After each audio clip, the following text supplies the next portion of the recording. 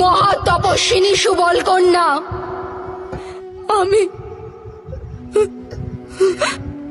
মহা হতভাগিনী দুঃখী মাতা, আজ তোমাকে অভিশাপ দিচ্ছি। যে প্রকারে আমার বংশের বিনাশ হয়েছে,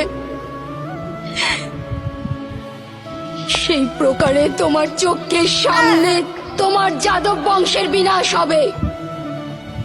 পশুর ন্যায় সমস্ত যাদব একে অপরের রক্ত পান করবে, আর বাছুরের ন্যায় সমস্ত যাদব বালক ক্রন্দন করবে। ওদের অশ্রু মুছিয়ে দেওয়ার কেউ থাকবে না। তোমার নগরীয় সমুদ্রে নিমজ্জিত হবে। আর